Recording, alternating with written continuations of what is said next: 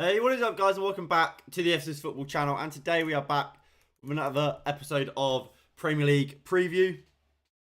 Now, my voice is a bit in the mud, but we move. So obviously we haven't been here for a while. There's been our last episode was game week 5. We've obviously had since cancellations due to the Queen's passing. Obviously, I went away. A lot of stuff has happened. But we're back. Game week 9 is here. I'm looking forward to it. Nico, how are we? Good to see you, my friend. Good to see you. How have you been? Apart from my voice, I am good. Obviously, like I said, we have missed a couple games. We'll game weeks. And we'll go through them. So, like I just said, the last game week we did was game week 5. Now, we can check my results from game week 5. So, it was 1-0 Palace Brentford. I went 2-1. Fulham beat Brighton 2-1. I went 2-0 to Fulham. So, give myself half a point for that.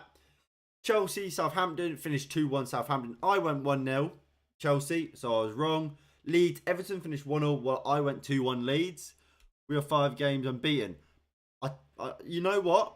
You very much are. Everton are in great form at the moment. Arsenal and Aston Villa. That finished 2-1 Aston Villa. I went 2-0 to Arsenal. So half a point really. Bournemouth versus Wolves. I thought that would finish 2-0 Wolves. Finished 0-0. For Manchester City versus Nottingham Forest, I said that would be 3-0 Nottingham Forest. That ended up 6-0. West Ham versus Spurs was a 1-1 draw. I believe that would have been a 2-2 draw. Liverpool did just about beat Newcastle by 2-1. Obviously, scoring last minute. I predicted that would be a 2-0 Liverpool win. And then Leicester did lose to Manchester United 1-0. I said it would be 3-0. We then had game week 6. We can quickly run through it. Everton, Liverpool drew. Fulham lost to Spurs. Bournemouth beat Nottingham Forest by 3-1. Chelsea beat West Ham. Brentford smashed Leeds. Wolves beat Southampton. Newcastle and Palace drew. Aston Villa and Man City drew. And controversially, because Felipe Coutinho did have a goal wrongly ruled off for offside, Brighton did beat Leicester 5-2. And of course, Manchester United did beat Mikel Arteta's Arsenal side 3-1. Then, like we said, all of match day 7's fixtures was postponed due to the unfortunate passing of the Queen. We then had last week where Villa beat Southampton, Fulham beat Nottingham Forest, Man City returned to winning ways, beating Wolves. Brighton and Palace got called off. Newcastle and Bournemouth drew 1 apiece. Tottenham smashed Leicester by 6-1. Arsenal got back to winning ways, beating Brentford convincingly 3-0. Chelsea, Liverpool and Man United Leeds were both called off once again. And finally, Everton got a huge win against West Ham, 1-0. We got Southampton. Yeah, well, we'll get into the Southampton-Everton game in just a mo. I'm good. How are you, Manesi, mate? My voice is a bit croaky, but aside from that, I'm alright. But before we get into this week's fixtures, and of course the first one is going to be the North London derby, what's the Premier League table looking like, I hear you ask? Oh, you want to know? Well, here it is. So, top of the league is still Arsenal. While they have now officially lost a game, they have still won 6 of their 7 games, leaving them with 18 points, putting them top of the table. Manchester City and Tottenham Hotspur both have 17, having dropped. They've drawn twice, haven't they, both of those teams? Man City drawing. They draw to Bournemouth. It can't have been Bournemouth. Who did Man City draw to? Newcastle. And Spurs obviously drew as well, has drawn twice, leaving them second. Obviously, yet to defeat those two clubs. So they're the only two teams in this Premier League yet to lose. Brighton then come in fourth with 13 points. Manchester United, after a terrible start to the season, is in fifth with 12. Fulham, Chelsea, and Liverpool round up the rest of the top 8. Down at the bottom of the table is where we find Leicester City, still yet to pick up more than one draw with only 1 point. Nottingham Forest have 4 points and West Ham equally have 4 points, although do have a game in hand over those teams around them. I should do a FIFA career mode, should I? I don't think I'm going to do that, to be honest. I don't play enough FIFA, to be fair. And, I mean, currently I don't have FIFA 23. So, I've got like the free trial, but whether or not I'll buy the full game, I'm not sure. But, with all that dilly-dallying away done, we can get into this week's fixtures. And the first one is one of the biggest games of this week. And it's not often that this sort of a game won't be the best game. It's the North London derby, isn't it? It is Arsenal versus Tottenham Hotspur. Now, I think these two teams are really good. And I think that goes without saying. That's why they are first and third in the table. Who's going to win it, though? I think I watch, but when I watch both of these teams play, I'm always a lot more convinced of Arsenal. I watch Arsenal play. I think they dominate the proceedings a little bit more. Whereas I think at times, Tottenham play on the counter-attack. They kind of ride their luck. They give up possession, give up chances, knowing we're going to be defensively solid, despite the fact we're not dominating the game in terms of creating chances. And when we do get the ball forward, we have such killers in Heung-min Son, in Kulusevski, Harry Kane, Richarlison, that they can get away with it. And you look at the Leicester game, I don't think they were great a lot of that Leicester game. They make a few slight changes here and there, bring Son on up top alongside Kane, go into a midfield three with obviously that five at the back. I think they took more control in that game. I mean, that's kind of what Spurs have done all season, and is what Spurs are very, very good at. With all that being said, I look at this Arsenal team. I think they've got a lot about them. They've got a lot about them. I don't know. I mean, I can check injuries, but as far as I'm aware, neither side have big injuries as well.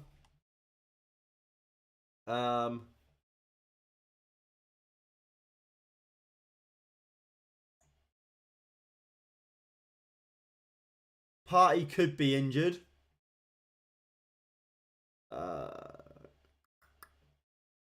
So, I mean, looking at this, actually, I don't know how up to date this is really.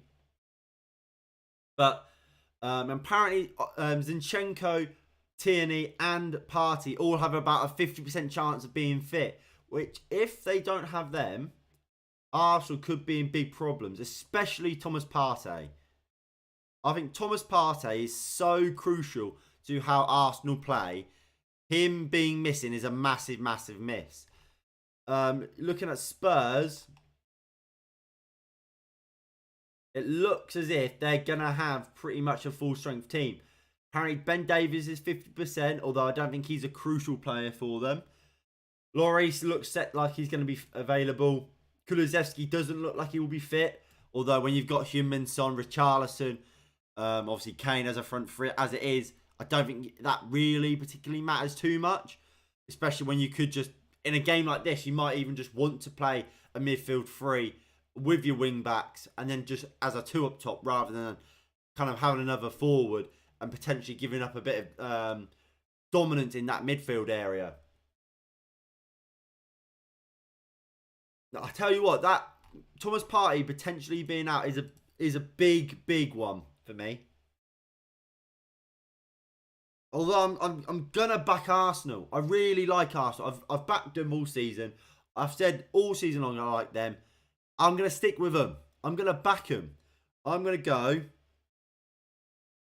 a 2-0 North London derby win for Arsenal.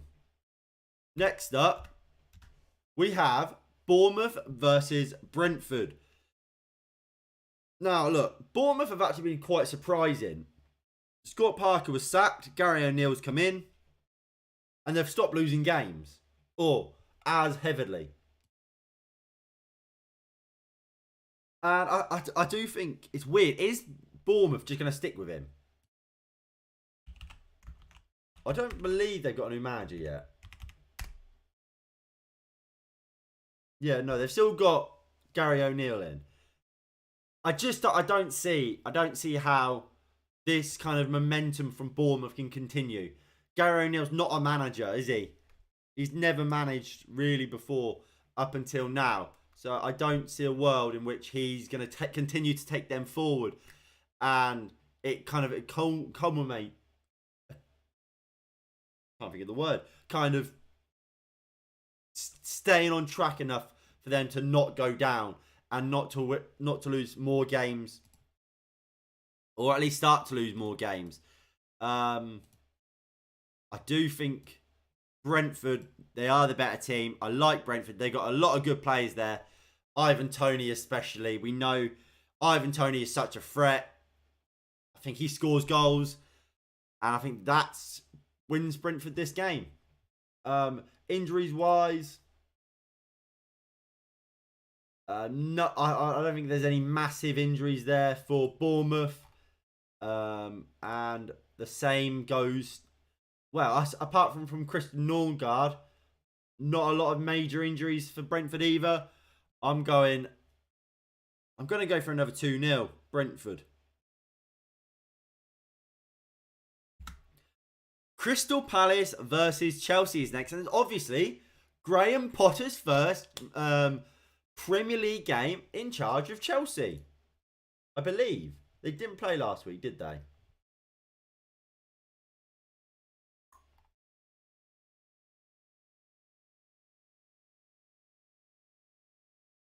No. This will be his first game. Yes. So, let's talk Chelsea. They're in a bit of a mess. I think we can all confirm that. They were in a bit of a mess. However, I believe the idea of sacking Thomas Tuchel was the wrong one. Especially given how much time after January it was. They've just backed him, signed Fofana, Aubameyang. They went big in the January in the summer transfer window on players that Thomas Tuchel wanted. And then they sacked him almost straight away and brought in Graham Potter, who I'm a big fan of Potter. I think it's a weird decision though to sack him. That being said, like I said, I like Potter. I think Potter's a very good manager. And I think long term, Potter is going to be someone who, as long as they're patient with him, can take them places. Because I think he is, like I said, a top draw manager. Now, Chelsea are missing a couple players for this game. Now, Edouard Mendy is out. So, Kepa Arrizabalaga will start for Chelsea today. We know Kepa, not the greatest of goalkeepers. We know he's got a mistake in him. Yes, he's been better than he was under Frank Lampard. Still got a mistake in him though. And I do think, obviously, that weakens Chelsea. N'Golo Kante is back in training after he's missed a kind of period of the season. And looks like he will be about 50-50 whether or not he can play. And same goes with Mark Cucurella. He had a bit of an illness, but he's looking like he will be more or less available for this game. When it comes to Crystal Palace, no injuries really of any note. I think Palace, look, they are a good team. Are they as good as this Chelsea one? No, I don't think they are. I mean, if we load up the Premier League table, there's a reason why Crystal Palace are down in 16th and Chelsea are up in 7th. Chelsea just are the better team. And because of that, I think Chelsea win the game. I'm going to go for a 3-1 Chelsea win. Pierre-Emerick Aubameyang will score as well. Throwing that out there. Next up, Fulham versus Newcastle. I think Fulham's kind of been the surprise of the season so far. And Newcastle probably not performing at the level people would have expected. That being said, they are 7th for Newcastle. So they're obviously going to take that. But Fulham up in 6th. I think they've been very, very impressive. And I've been most impressed with Alexander Mitrovic. What a player. What a player he is showing he is at the moment. Quality player. And he's scoring goals for fun at the moment. And I think Fulham will be really, really looking at this game, thinking, we can get something against this lot. And I really believe they can. Now, it's not all good news for Fulham. They have got a big player missing for them. João Palhinha, obviously their Portuguese defensive midfielder, they signed him from Sporting this summer. He's out for this game due to a suspension. He has picked up 5 yellow cards, meaning he is out for this game, which is going to be a big, big miss for Newcastle United. However, there was a feeling that Alexander Mitrovic could have been out for this game, but all accounts is that he is going to be fit and available to play, which is huge for Fulham, of course. When it comes to Newcastle, now they've got big problems. Now, you've got Alexander Isak, picked up an injury at training. He is out for this game. Bruno Guimaraes, there is a feeling that he could be out, but there's no guarantee of that. Same goes for Chris Wood and Callum Wilson. Alan St. Maximan is about 50%, whether he's in or out. So they could be without him as well. And I think you go through that list, the amount of first team key players in that list is concerning, to say the very least. Well, it's kind of going to be we'll have to wait and find out to see what their kind of condition will be like, especially the likes of Callum Wilson and Bruno Guimaraes. But without those, if they are missing or they aren't fully fit, I think this Newcastle team begins to look very, very average. Especially when you then also consider players like Jonjo Shelvey could also be out. And with all that in mind, I'm going to have Newcastle losing to Fulham. Fulham are stealing a 1-0 lead. Or a 1-0 win, I should say. As we move on to Liverpool versus Brighton. Now, I'll try and keep this one quite quick. Obviously, Brighton have got their new manager in. His name escapes me right now. Let me find out.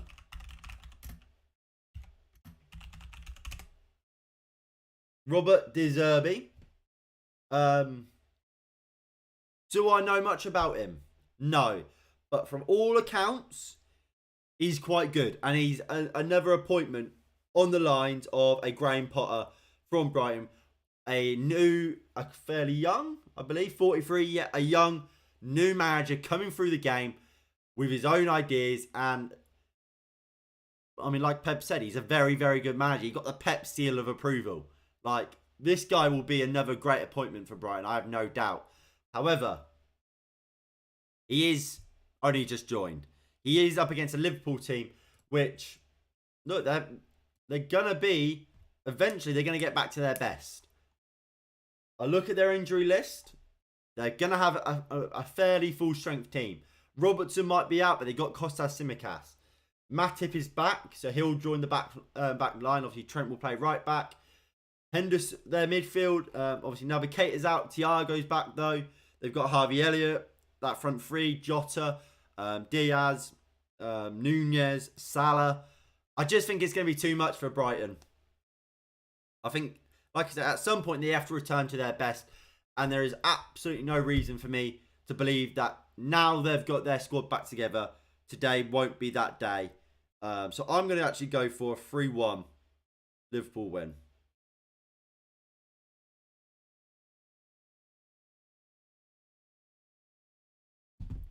Next up, we have Southampton versus Everton. Now, as Nico said earlier, 5-game unbeaten streak for Everton right now. And they're playing a different style, but it is effective. They're not trying to be completely expansive. They're being hard to beat at times. And they're making sure they don't lose games. And then they're going to try. That's when they try and win them. And that's how they beat West Ham. All that being said, actually, against West Ham, they were very good. And they probably did deserve to win that game. We did do a watch along on this channel. Link will be on the channel, obviously, if you wanted to go watch that back. Everton, look, they do have some injury problems, though. Nathan Patterson is out, so which means Seamus Coleman will almost certainly come back into that first team. Yerry Mina and Mason Holgate are both out. However, good news is Frank Lampard has confirmed that Jordan Pickford is back available to play.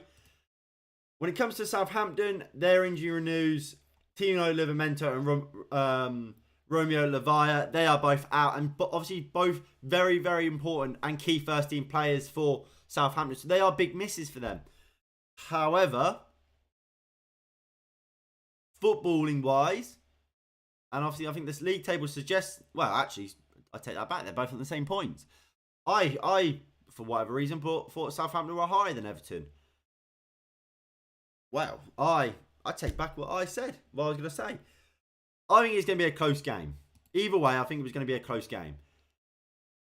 Who do I back to win it, though?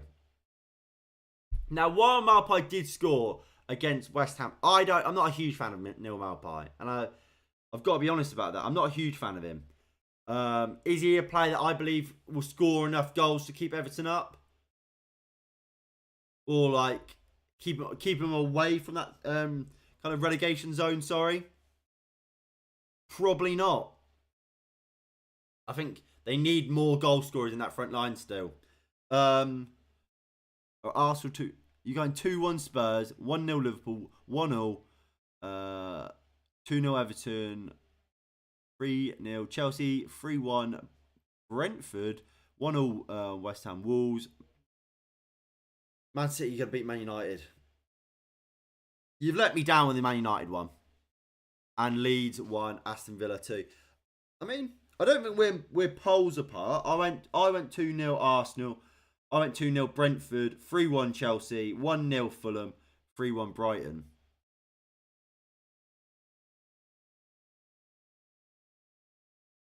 I don't think we're not miles away. We both went for the 3-1 Brent. No, I went 2-0 Brentford. But this game, I'm going 1-0. I'm going 1-0. I think Everton will keep their unbeaten run going to 6. And Everton and Southampton, I think they'll take a point against. Look, the two teams that are going to be in around the same positions come the end of the season. To me, you take a draw in that game if you're either one of those two sides. Obviously, the preference is to win, though, isn't it? West Ham versus Wolves, two teams that need to start kicking on. Both of them not hitting the heights that they would be expecting to hit. 17th and 18th in the Premier League. West Ham, obviously, if they were to win their game in hand, they would go above Wolves, which is a big issue for Wolves. I look at Wolves, and they were fantastic at the start of last season. They trailed off in the second half, and that's kind of continued into this season. Now, they have got players missing. Who is it? So they got Nathan Collins suspended. Diogo Costa could play. Raul Jimenez, Sasa Kalajic, and Huang Hee-chan, that's it. He's also out. So whether or not Diogo Costa is, well, he could play, he might not be match fit or ready to play, which could mean Wolves go into this game without a striker. West Ham, on the other hand, apart from for Agard and Ben Johnson, who wouldn't play anyway, and Agard probably would. That West Ham are a full strength team. I think West Ham are generally just better. Oh yeah, you did. What is it then? Or I mean, you can wait until I put mine. 1-0 Forest. I don't know. I mean, to be fair, like on face value, to me, I think Leicester should be doing better. And on face value, that seems crazy. But then when you think about the form Leicester are in, it's not at all. But yeah, this game. Look, like I said, both teams need to do better. And I think West Ham have a good enough squad to be doing better. And I think they have got the better squad. I do think they're going to win the game. I want to see more of Scamacca. I actually want to see more of Maxwell Cornet as well. I want to see. Look, it's not going to happen now, especially now they've signed Lucas Paqueta. But show me a front line, or well, I suppose you can't. It won't. Just show me a team with Declan Rice, Paqueta, Bowen, Benrahma, Cornet, and Scamacca. Show me that, West Ham, and we'll see. And then we can talk business. But I don't think that's going to happen. But I do think West Ham will win this game. 2-1.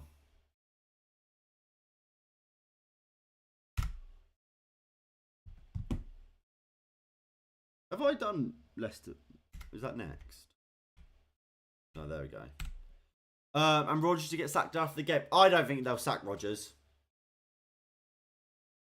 I don't look at anyone and think they are better equipped to deal with Leicester and their situation at the moment than Brendan Rodgers. The only reason I would say sack him is hoping for that manager bounce. I don't think you get a better manager than Brendan Rodgers in. And look, I don't think I'm not one of those guys who think Brendan Rodgers is like the next coming of Jesus. Like, I don't think he's on that level. But I don't think there's many better managers at the moment that come into Leicester and sort them out. But yeah, Man City and Man United. Now, as we always do, there will be a match preview. That should be out tomorrow. We'll go a little bit more in depth into this game. But it's a tough one, isn't it? It's going to be a tough one. There's a reason why Man City are second in the league. They are inevitable. Especially that man up top, Erling Haaland. He scores goals for fun. And to be honest, I find it hard to see a world in which Man United can go toe-to-toe with Man City. What gives me confidence is the fact we've beaten Arsenal. We've beaten Liverpool. And that means can we do something against Man City? I think Man United, if we have our players fit, today Eric Ten Hag said both Marcus Rashford and Anthony Martial have been back in training. Harry Maguire is out, but he's not a big miss. I think Marcus Rashford and Anthony Martial being available are two massive players for Manchester United in this sort of a game. And if they're both able to start, I think you can get at this Manchester City team. When their fullbacks invert, there is space in transition to get them wide plays into play and running at people. And I think we saw that from Newcastle. Newcastle caused big troubles for Manchester City by exploiting their wings in transition. And when they get the ball, targeting them areas through players like Aaron Saint-Maximin. If you can get Marcus Rashford on that left-hand side, or an Anthony or Sancho, or maybe you even go with Elanga for his pace as well. Running running into them the wide areas when we get the ball and when we are transitioning from defence to attack. I think Manchester United can get something from this game. Man City, they do have a couple of injuries. Aymeric Laporte, Calvin Phillips and John Stones all out. However, look, that just means what? They play Kyle Walker, Cancelo. It would be a Kanji and Ruben Diaz. That's still, or a Nathan Ake. That's still not a bad defence. I think Nathan Ake is someone you can probably get at. And I haven't seen loads of Akanji since he's moved. I've heard he's been quite impressive, although at the same time, when he was at Dortmund, I heard he weren't great. So, I'm not sure. I'm feeling pessimistic.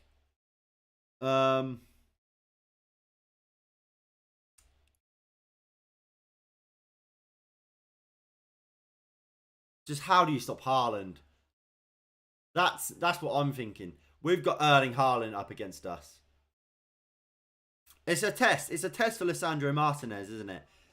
But I think Lisandro Martinez will handle the test fine. I'm going to go 1-1 draw.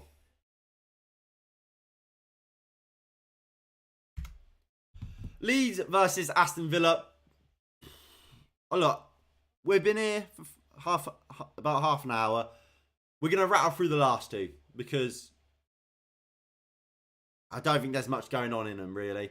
Leeds versus Aston Villa. I mean, we look at the league table. Aston Villa's 15th, Leeds 11th. Leeds have been okay. They're about kind of what you expect. Aston Villa below expectation. Should they have beaten Man City? Yes. However, they should have beaten them last game of the last season.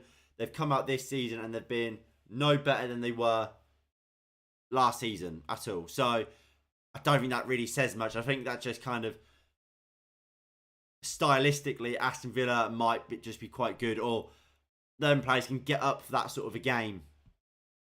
I think Steven Gerrard has to do more with that group of players and with that squad. I think Aston Villa fans are rightly disappointed with Villa and Steven Gerrard, and I'm not surprised they're calling for him to be relieved of his duties. Leeds, Jesse Marsh, I think he's doing a fine job generally. They've got more or less a first team available. Rodrigo is about 75% fit. Aston Villa have got a couple of injuries. In Boubacar Kamara is out. Matty Cash is 50-50. Lucas Digne and Douglas Carlos are all out. And that all kind of just further backs my opinion that we are going to see a Leeds United win here. 3-1.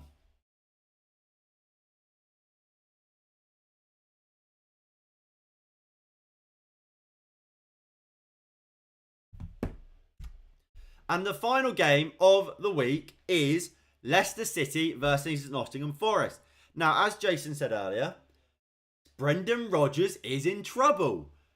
1 point from, is it 6 or 7? 7 for the Foxes. And with a squad this good, because let's not sit here and lie to ourselves, this is a very good Leicester squad. We go there. But Vardy, Yuri Tielemans, Maddison, Sayuncu, not Danny Ward. Daka, he's good. Harvey Barnes and Diddy. Look, as much as Dewsbury Hall gets bantered on, thanks to Gabby Abonlahor, he is a good player. Ian Nacho's all right. Ricardo Pereira is obviously injured, but he's a good player. Johnny Evans is good, maybe a little bit past it. James Justin's good. Castane's good. But they've got a good group of players there and a good team. And they definitely should be doing better than what their league position suggests and their points tally suggests. When it comes to injuries for Leicester, they are actually pretty good now. And Diddy is back. Paston Daka is about back. He's about 75% available, or chance of him playing. Obviously, like I said, Ricardo Pereira and Ryan Bertrand are both out for this game. And they are out for a long, long time. When it comes to Nottingham Forest, I think they'll be a little bit disappointed as well. 19th in the table. So it's a real battle of the two shit kids, isn't it?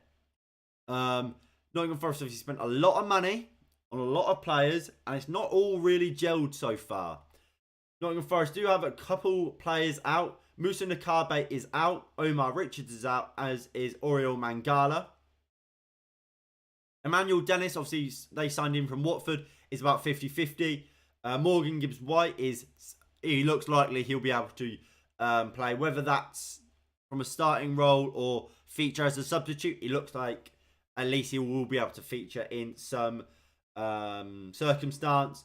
Joe Worrell broke his nose, but looks like he'll be able to play, probably with a mask on. And Scott McKenna is 25%, so he's probably not going to feature. And it's a tough one. It is a tough one because, like I say, neither team have been great. I think squad-wise, you'd probably give it to Forest. But form is such an issue for him at the moment, Leicester. I'm going to go a 1-1 draw. No, sorry, 2-2 draw.